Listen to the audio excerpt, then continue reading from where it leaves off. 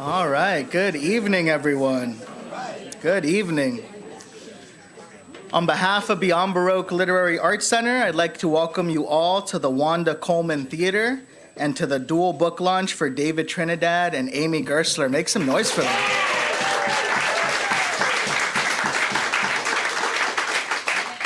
My name is Jimmy Vega. I'm the Associate Director of Beyond Baroque. I'd like to start by acknowledging Beyond Baroque's presence on the traditional, ancestral, and unceded territory of the Tonga peoples. We acknowledge the wrong done to these peoples through settler colonialism, genocidal practices, and the violent disposition of their land.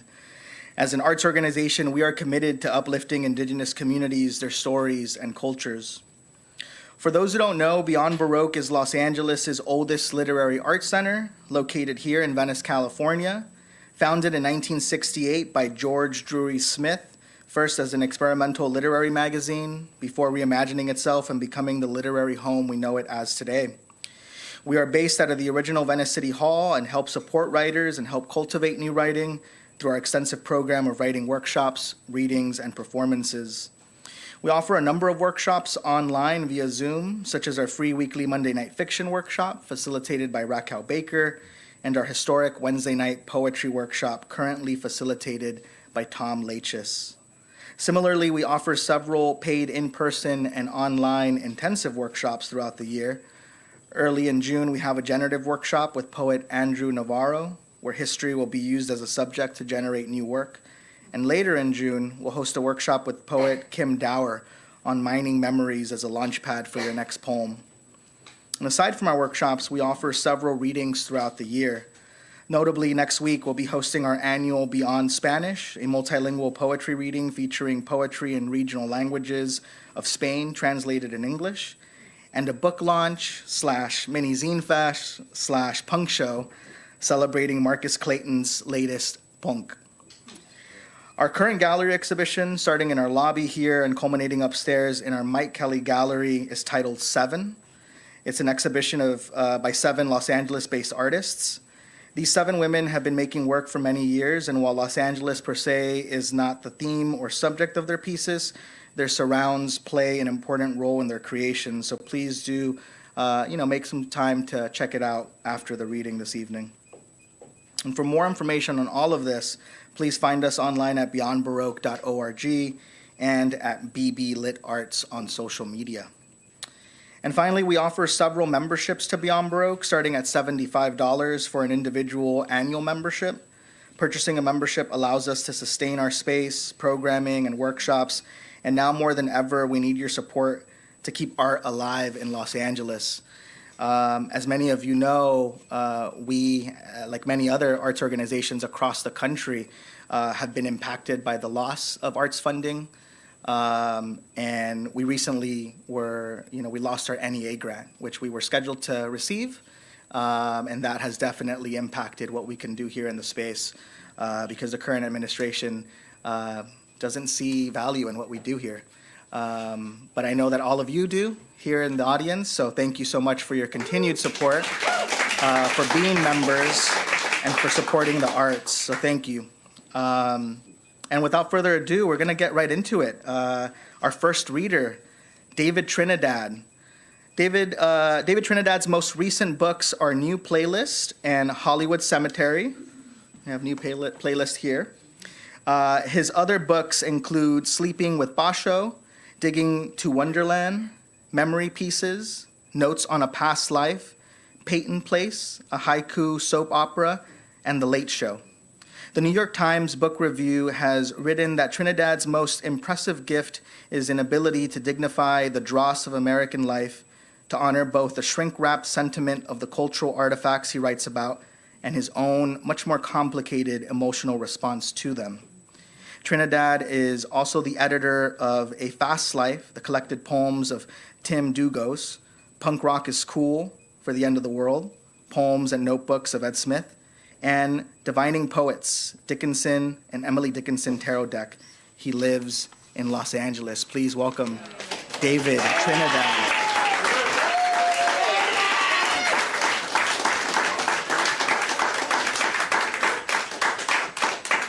Thank you.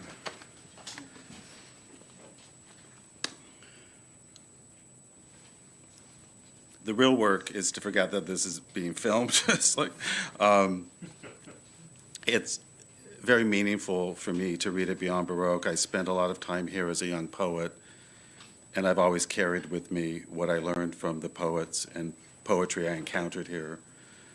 And it seems a gift to me to be able to look back at the place of starting out from the vantage point of having fulfilled most of the charge. And it's especially meaningful to read with Amy. We became friends here 45 years ago, and I cherish her friendship and her work. Like many of us, I was saddened this week by Alice Notley's departure from the planet, so I thought I'd start out with a poem I wrote on December 30th, 2000, when I was still living in New York. I sent it to Alice, and she was pleased to receive it. No greater pleasure than to lie under the two shades of pink and orange mohair throw while the dog crunches his breakfast in front of the stove and the guest cat is curled on the green blanket that covers the flaws in the white armchair, and read When I Was Alive by Alice Notley the day before New Year's Eve, radiators rattling, shovels scraping sidewalk outside, the windows a shaken souvenir from my first trip to New York City almost 20 years ago when I visited Alice and she signed my copy, Allie, that long-lost swirling snow dome, now home.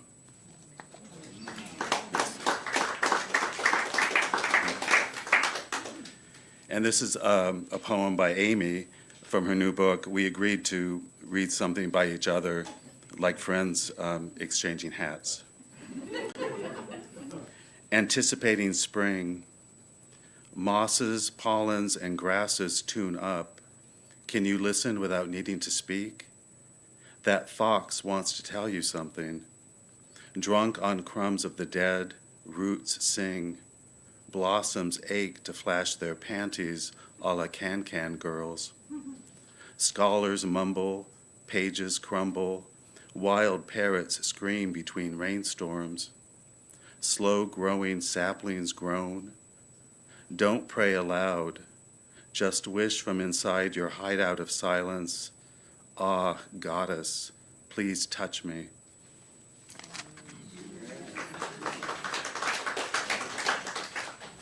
And this is a piece about the old days, the early 80s.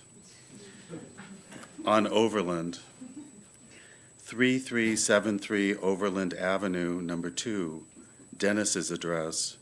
First floor, second apartment on the left. The curtain through which he'd look out to see who had knocked was sagging, partly detached. Inside, a sense of controlled mess. A card table was Little Caesar Press. Envelopes, address lists, stacks of books and manuscripts, evidence of copious correspondence, his lifeline to the greater world. A large framed black and white Hockney drawing, Gregory doing something or other. Shelves with his collections of books and albums, neatly alphabetized. A turntable on which he'd play songs for me, such as Mickey Mouse from Sparks' latest Angst in My Pants. Dennis loved Disneyland and Sparks. A group of us, Dennis, Amy, Jack, Bob and Sherry, Ed, went to see them at the Whiskey A Go-Go. At the door, each of us was handed a Sparks mustache, a black Hitler-esque fake mustache in a tiny plastic bag. Everyone put them on when Sparks sang Mustache, but I kept mine unopened, memento of a night out with the gang. Dennis and I spent a lot of time together in those days. We'd meet at Overland, hang out for a while, then in his car make the rounds, Beyond Baroque to check up on things, pop a box where we'd scour the chapbooks and little magazines in the poetry section, a square enclosure in the back of the store, La Cabana on Rose Avenue, where a woman stood making tortillas at a brick oven in the center of the restaurant, Tower Records on Sunset. We both chain-smoked as we talked about poems and songs, upcoming readings, New York, fame. Inevitably, we'd drive down Santa Monica Boulevard so Dennis could check out the hustlers, circling, if one was suitably young, the block several times. We often spotted John Recchi, leather jacket and jeans, leaning seductively against a building, too old for his pose, a relic from his city of night, that furtive world where all was seedy, dangerous, dim. Dennis was appalled. Recchi was the past, old hat. The future of literature and sex was ours. Back on Overland, there was always unwashed dishes in the kitchen sink. My hands smelled like mildew after I used the bathroom towel.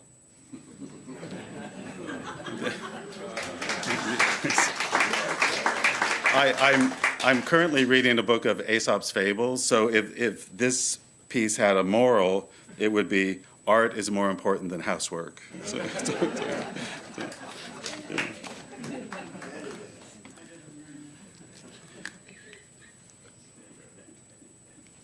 I wrote this after hearing a poet at a reading say that her name was so unique, when she did a Google search, she was the only one who came up. David Trinidad's. Before the internet, there was only one David Trinidad, me. Now there are seemingly thousands. Google brings up any number of them.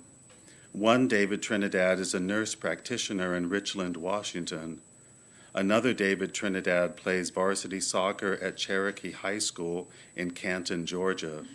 He is 5'8" and weighs 165 pounds.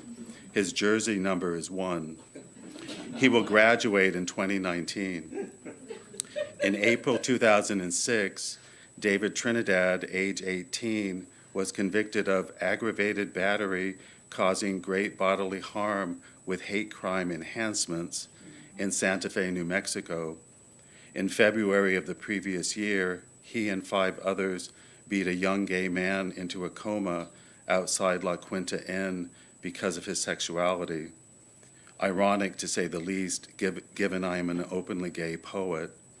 Who is this doppelganger, this David Trinidad from the dark side? The attackers met up outside the Denny's where Trinidad worked as a waiter.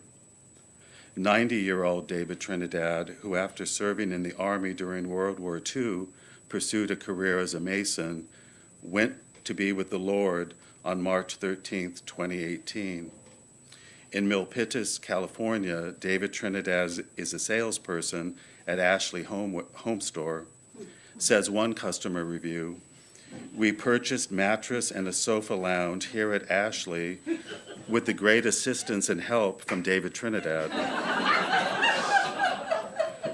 In the Dominican Republic, David Trinidad is a producer and DJ who has released several albums on his own label, OMG Music. I just listened to his I Need You original mix on YouTube. At first I liked it, but then it started to give me a headache. Relentless beat. On Facebook, there is an endless scroll of David Trinidad's. One is a firefighter who studied at Malcolm X College. One is a maintenance technician at Boulevard Brewing Company in Kansas City, Missouri. One lives in Chicago, as I do, and is a Cubs fan, which I'm not. One is obese. His profile picture is a selfie. One, cowboy hat, mustache, sits astride a white horse. One likes fishing, another basketball. There are several David Trinidads in the Naked City, New York, where I used to live. I knew I wouldn't be missed, but so copiously replaced. There's one in Jacksonville, Florida, one in Racine, Wisconsin, one in South Australia, Texas, Mexico City, El Salvador, Peru, Uruguay, Argentina, Pennsylvania, New Jersey, Ohio, South Bend, Indiana, and on and on. A David Trinidad once sent me an email that said, "I see you're famous. I'm going to be famous too." I believe he was a photographer. I'm the only poet named David Trinidad that I know of, though there may be others out there, lurkers hungry for recognition. As of this date, March 12th, 2019, I am the only David Trinidad with a Wikipedia page.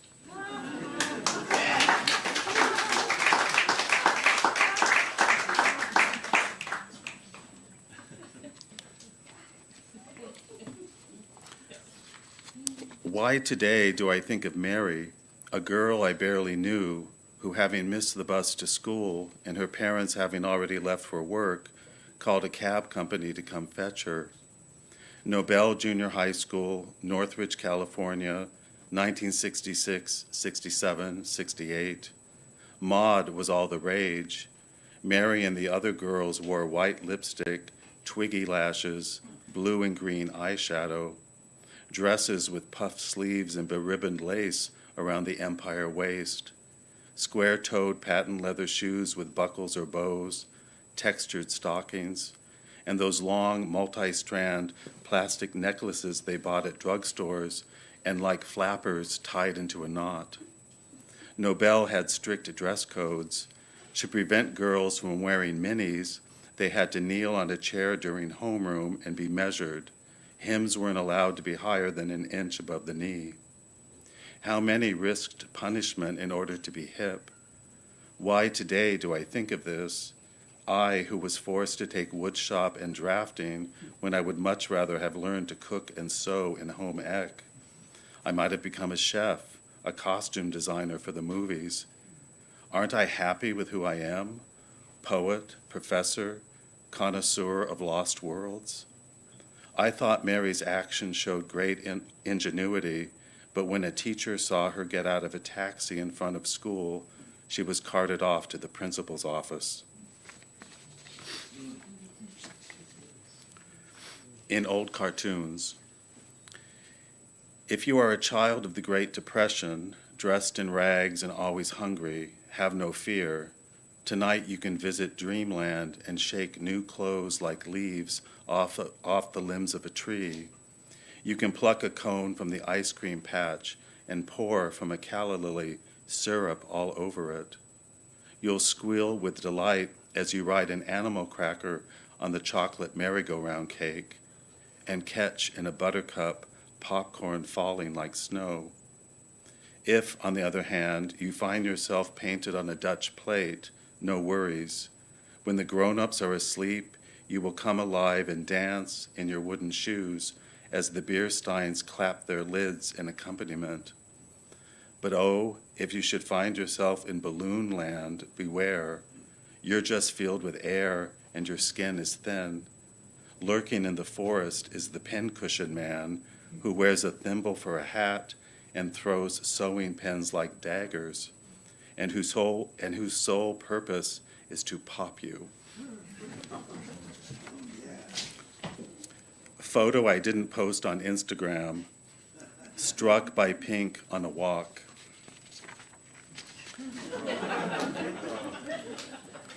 On phone with Elaine, you know me, I remember everything, sort of.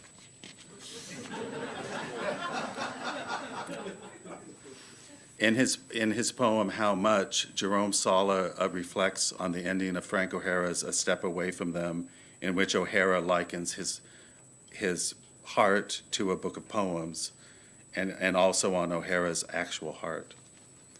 Written after reading Jerome Sala's How Much. In a group photo taken at a Ramones concert at the Savoy in San Francisco in 1976, I wear a tacky sweater and hold a book, the title of which I can't make out. I always had a book with me in those days, but who brings a book to a punk rock concert?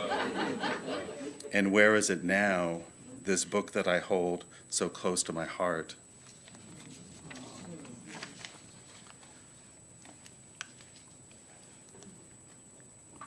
I wanted to write some haibun, which is prose followed by a haiku, but I really didn't want to write the prose part, so I cheated and did this. From an unfinished letter to Jennifer Moxley, August 1st, 2019. 1.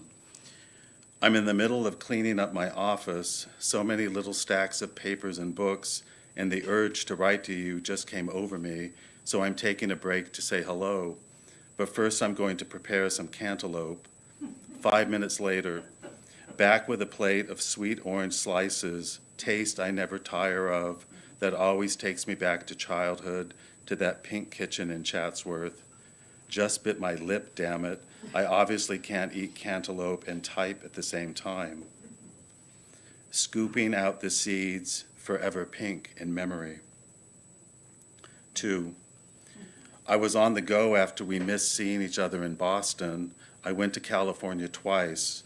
First, 2 weeks in May with family.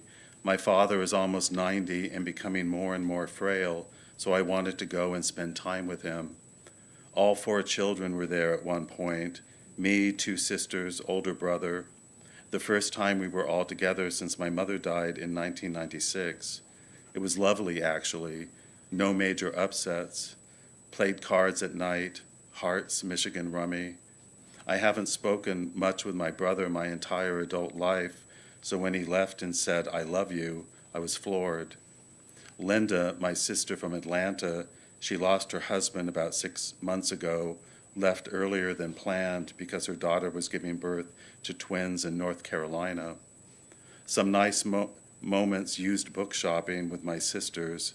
At a store in Atascadero, Linda came across one of my books and said to the owner, "This is by my brother. He's an author." I heard her and turned red.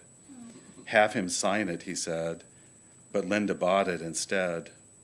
I did a class visit/reading at Cal Poly while there.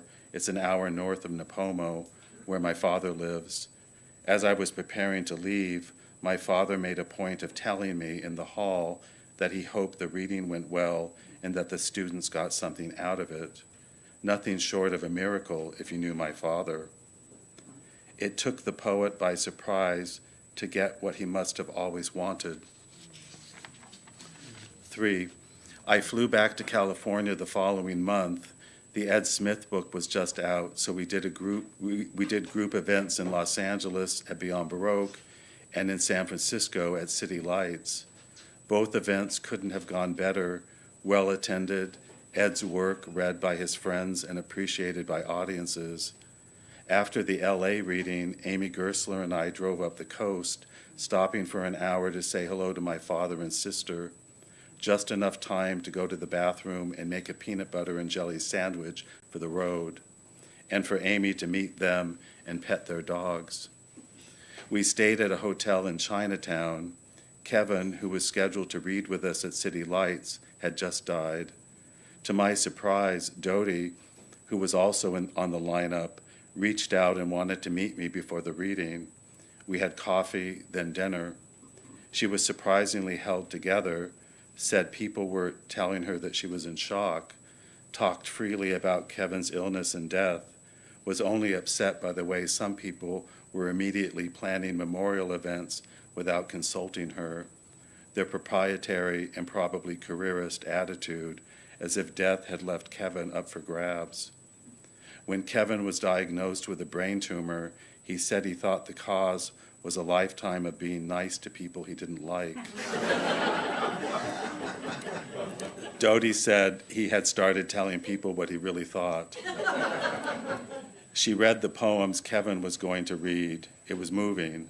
A group of us went out to eat afterwards. Dodie, Doug Powell, Randy Mann, Amy, Roberto Bedoya, Diane Ward, who I hadn't seen in decades, etc.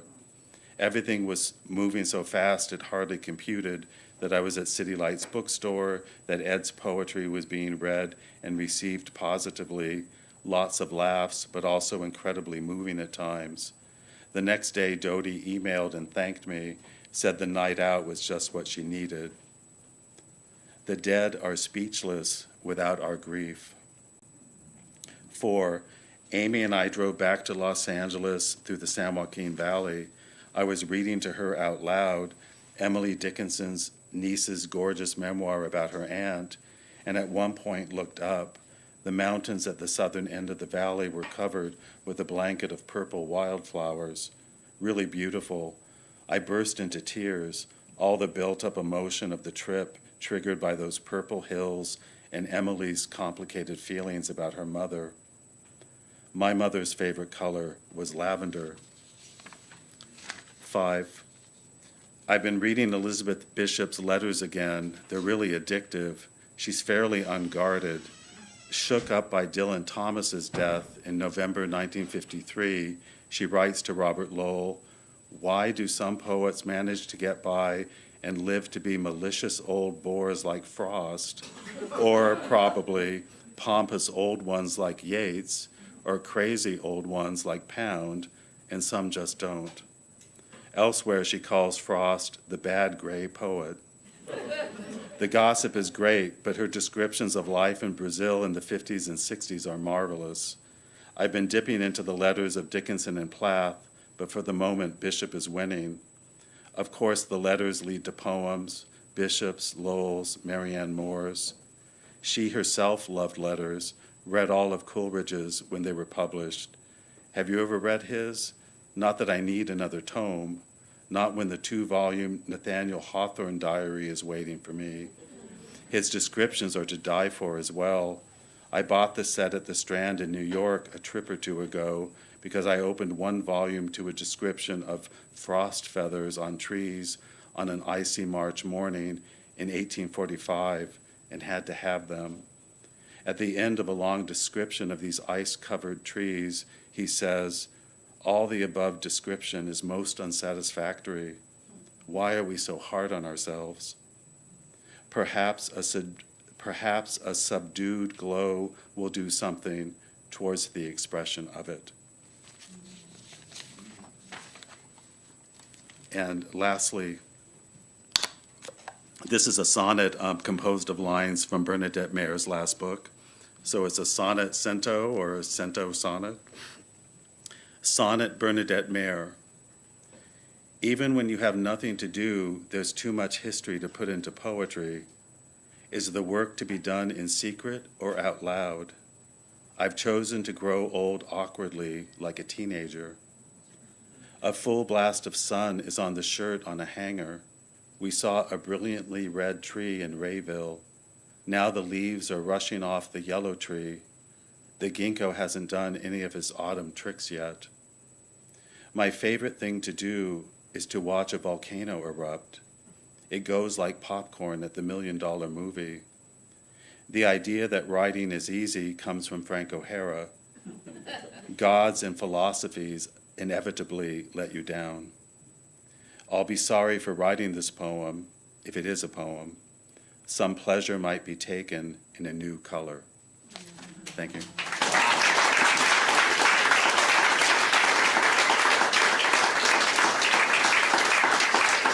David Trinidad, folks, give it up.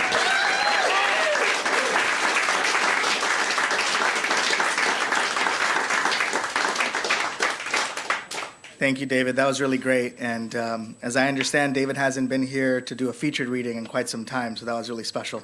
Thank you. Before we get into our next poet, I did want to just give a big thank you to all of our staff for making today possible. Quentin Ring, Ivan Salinas, Eric Alberg in the booth, Genesis Perez, Nick Foreman, Rhiannon Cielos Chavez. Please give it up for them. They keep this place running.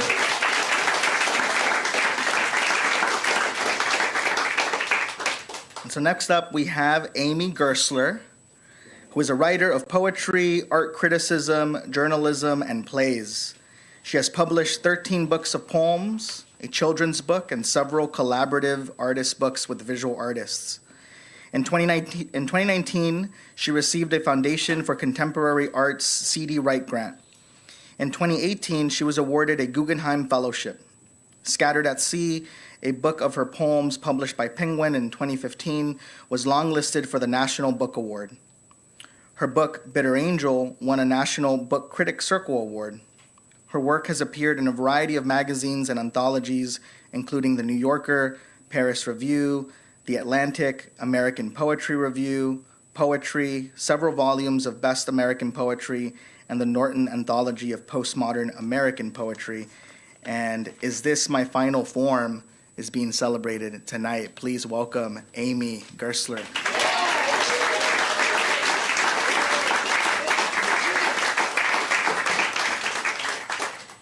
Thank you. I just want to add my voice to everyone's in urging you to support Beyond Baroque. This place is a cultural gem in the United States, and you were very discreet in describing it, but they were given an NEA grant and then it was taken away from them.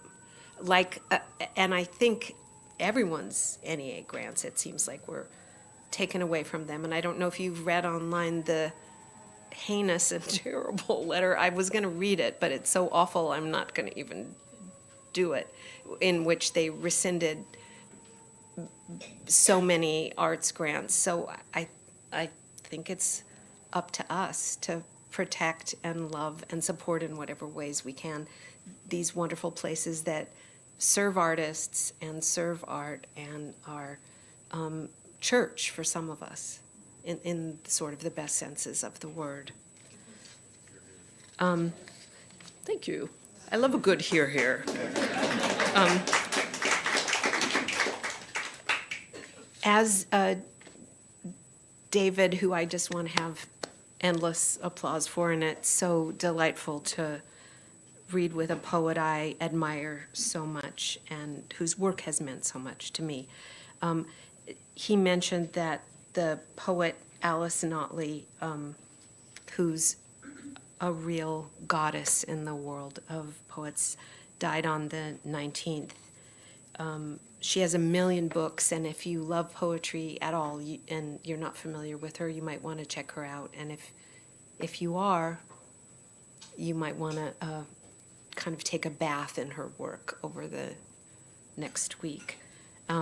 So he read a poem that he'd written about Alice. I can't do that because the only time I ever met her, I was so awestruck by being in her presence that I actually couldn't hear. My ears were just going, wow, wow, wow. I was like, Alice Notley, Alice Notley. So I'm going to read a short poem of hers called The Goddess Who Created This Passing World. The goddess who created this passing world said, "Let there be light bulbs and liquefaction." Life spilled out onto the street. Colors whirled. Cars and the variously shod feet were born, and the past and future, and I born too, light as airmail paper. Away she flew, to Annapurna or Mount McKinley, or both, but instantly clarified, composed. Forever was I meant by her to recognize a painting as beautiful or a movie stunning, and to adore the finitude of words, and to understand as surfaces my dreams, know the eye, the organ of affection, and depths to be inflections of her voice and wrist and smile. I'm not kidding. She'll change your life.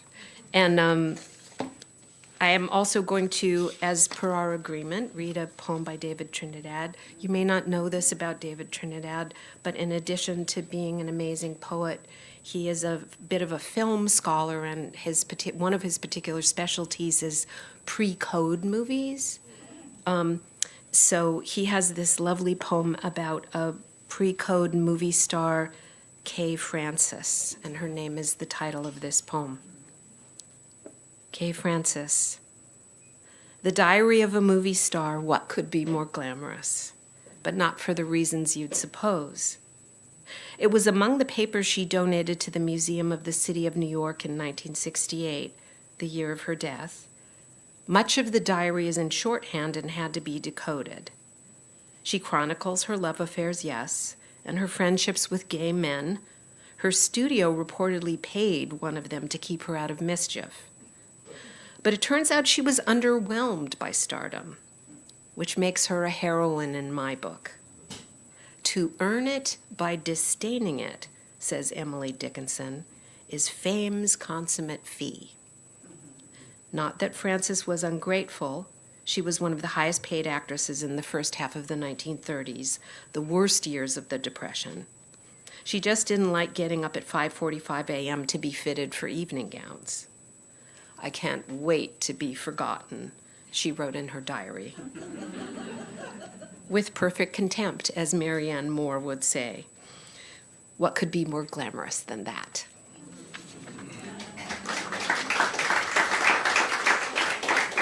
Okay.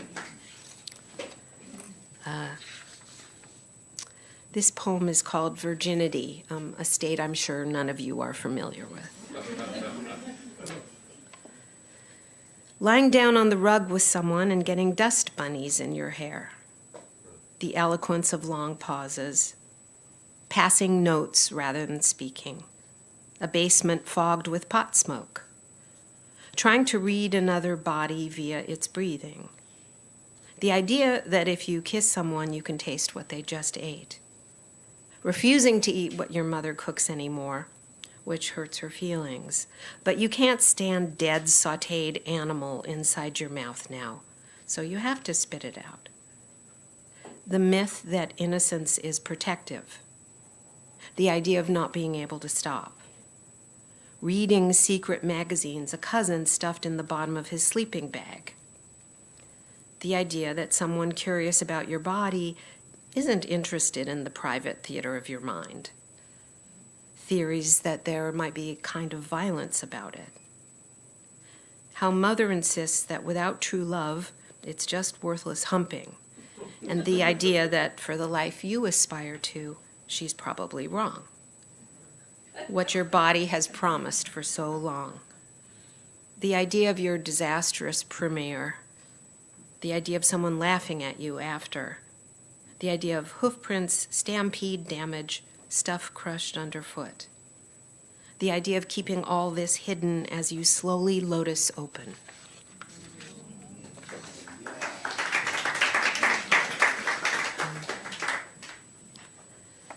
This is called Anthem.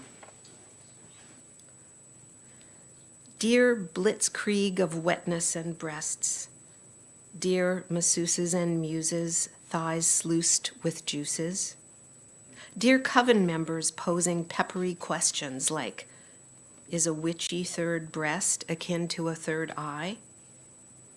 Can we climb into the light now from cellars and attics? Can we abandon our nectar dance temporarily? Stop skimming the froth off cauldrons and let our bravura arias ascend?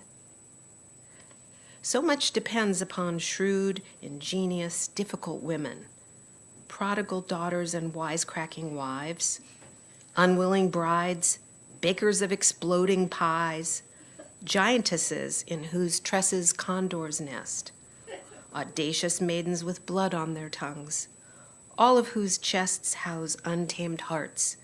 How is it your beauty never departs?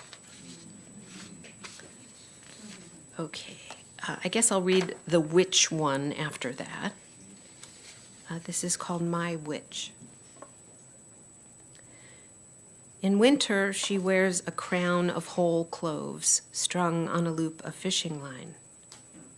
She turns people into statues by laughing at them. Her cat sleeps in a burnt cradle on silk pillows. She recognizes the value of adversity.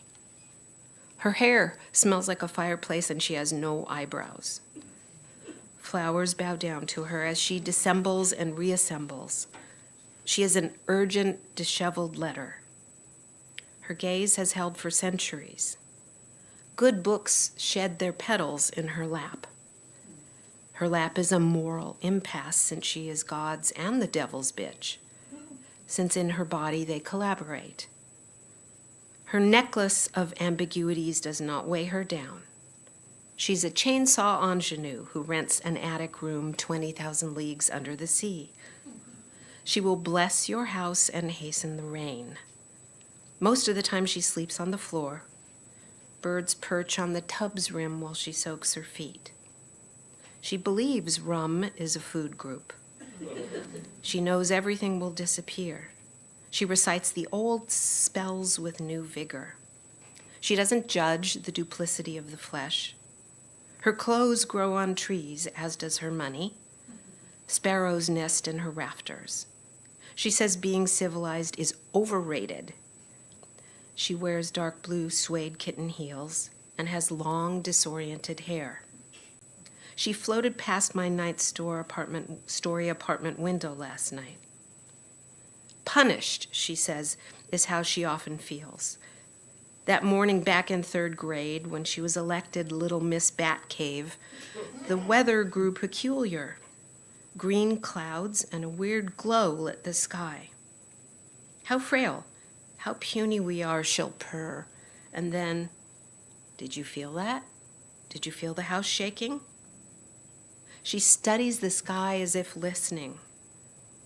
I may name a comet after her. Strengthen me that I may do her bidding. Ooh, finger snapping.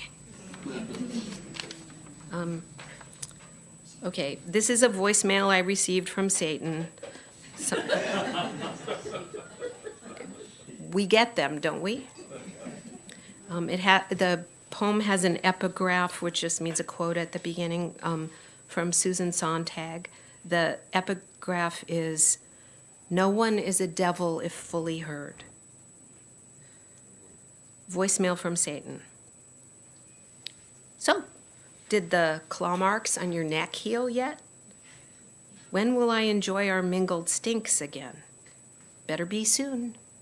Why aren't you picking up? Never mind, I'll find you. I just need one tuft of your hair, a quick lick of your skin, plus your undivided attention for several millennia. Seriously, Flower, how are you? I gotta drop by at least once a week till you lose your beauty. If you're busy, I'll just plop down in your den, index afflictions, and wait. I'm gonna gnaw you into pleasing shapes. You can deface me too. We'll smoke some of your chatty weed. Then you can hold my tail while I sleep, so this godforsaken loneliness won't overtake me. Okay, this one makes no sense at all, so I thought I'd just put it in your laps. It's called Invention. Riding a ray of light, teeth bared in greeting, I'm ready to bite, anyone. In this mood, even manure smells heavy to me. A man trapped inside me lifts weights, bulking up. A chorus of women who hang out in my psyche tries to dissuade him from the prison break he's got planned. Tap into your inner happy mammal, they chide. Calm down. Don't mind control me, is his response. Clearly, I need ancestral help. Using a spirit phone, a device maligned as Edison's least successful invention, I call those I miss most who have passed into a higher life. My mother says the next world is packed with Jews who worship her brisket. But if they leave the table without being excused, she scrubs their mouths out with soap and locks them in their rooms.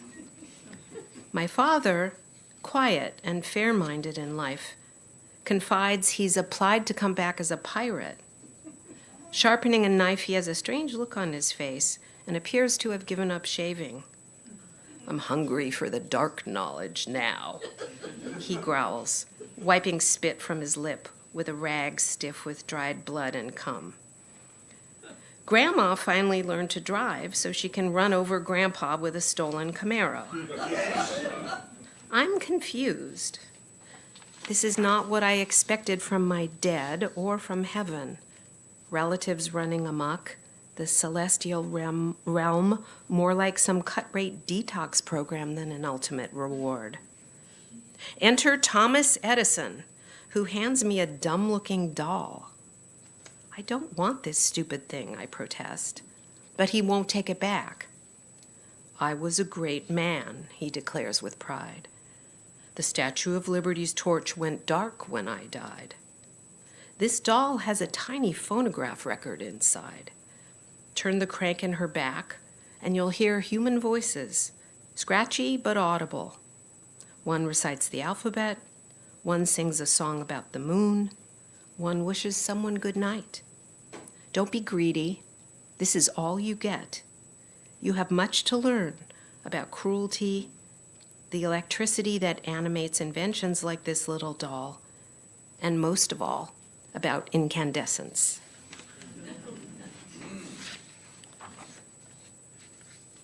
Okay, this one is called The Bible as Literature.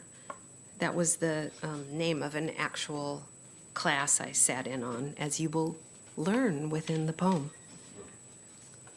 The Bible as Literature. She clubbed her new husband to a pulp with a fire extinguisher when she was young. These things happen. Years ago, I met her in a class called The Bible as Literature. We learned that books on scrolls unfurl in just one direction, surging forward like waves breaking. Paged books, however, allow us to jump around in a narrative, go back, leap ahead, as many of us ache to do at times in our lives. Whether I should have known that the way her face broke into cubist fragments as I tried to memorize it was a sign she would soon turn the page on me, whether despite her absence I continued to love her in slow-dripping biblical time, racked by sky-cracking thunder and slaked by puddled honey, or whether she flashed in and out of my life like lightning, I will not say. She needed to keep moving.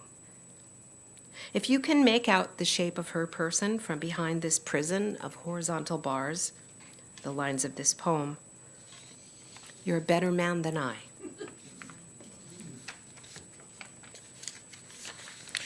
Okay,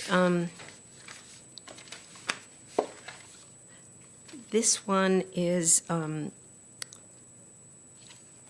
a sonnet crown, sort of, which just means that in this case, it's a poem in 4 parts, and the way sonnet crowns work is they're supposed to be sonnets, and then the last line of one is supposed to be more or less the first line of the next one, so they kind of link together like a chain. And this one is called Marigold. 1. Today I'll listen to whatever music Spotify has in mind. Concerto for Black Holes and Slime Molds by the Panty Sniffers? That algorithm knows me so well. I pitched myself under this magnolia tree heart first, before I get lobbed any place worse. No more of Grandpa's stuffed marlin glaring at me from the living room wall. No more robocalls offering to restructure debt never incurred. No more doom scrolling for the moment. I've retreated to the bosom of nature, where bird chirps whir like sticks being fed into a wood chipper, and magnolia leaves clatter into my lap like leather wings. Mary has gone off to Mexico. She believes in UFOs. She wants to be called Marigold now, to leave her sad past behind and bask in the mysteries of sex and drugs and panhandling and side hustles. And is that really so bad? 2. It seems really bad, or at least alarming to me, though I too was a hot mess in my 20s, so long ago, in a different era and circumstance. I'm still a sunken ship riddled with eels, I'll admit that up front. But since I'm using Marigold's trials and travails as a thinly veiled excuse to blab about myself, let's get back to her. Marigold's nose runs constantly. She suffers from asthma and eczema. She loves animals, toddlers, psychedelics, and girl bands. We share 3 of these 4 loves, since I've been reduced by advancing age to pretending I prefer booze to hallucinogens. In the violent tides of her 20s, Marigold shed the last of her baby fat, then graduated from stumbling spiritual seeker to apprentice sensualist. She wants. 3. She wants to spit in capitalism's tea, to impress older, heavily tattooed fellow sensualists, the kind who leave teeth marks, kick patriarchy in the nutsack, darken her hands with red and ochre dirts of other worlds, learn 5 languages, but only by osmosis, while chasing 99 kinds of buzz and trying to pull free from the tar pit of history. At her age, one is pure urge. Life is a wildfire. So it's no big sin that her bedroom resembles a place where, amongst all their hoardings, a pair of hoarders just staged a 24-hour wrestling match. I just worry about her, like I have the right, me, who brims with wrongful convictions all day, then tucks herself into bed each night with 10 stuffed animals and an Ambien sandwich. So what am I trying to say? 4. Am I saying, Marigold, that in your attempts to enter heaven, you're crashing the wrong gates? That I wish you'd find life-guiding messages someplace other than in sidewalk scatters of pollen? Oops, I do that, not you. Clearly, projection is one of my sins. Maybe your determination to get lost is a valid response to any decade in which people feel they're about to be vaporized daily. It's a crippling time to be young. I want the magnolia tree to reach down its branches and hug me. My 20s were a rapturous tantrum, during which I aspired to be lady, tiger, and pirate rolled into one. When I try to recall that madness, it seems like it never really happened, or as if it did to someone, but I'm not sure I was ever there myself.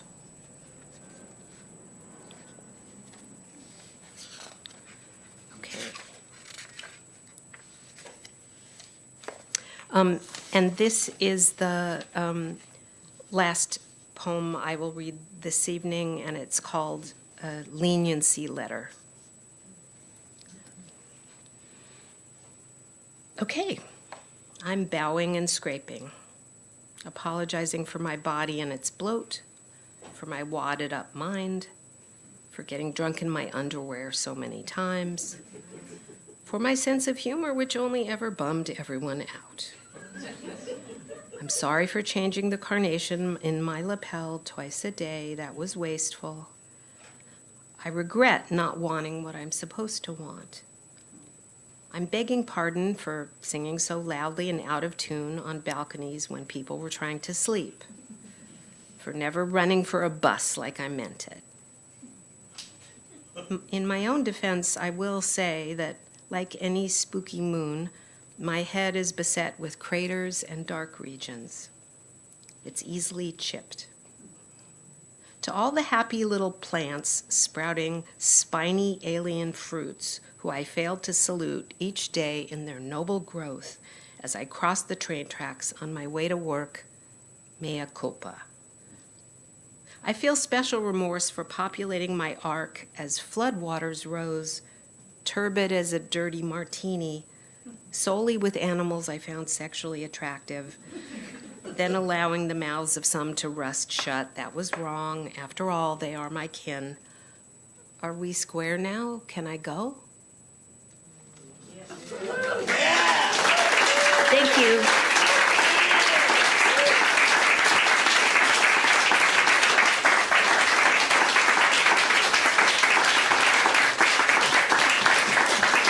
Our very own Amy Gerstler, folks. Give it up. Thank you, Amy.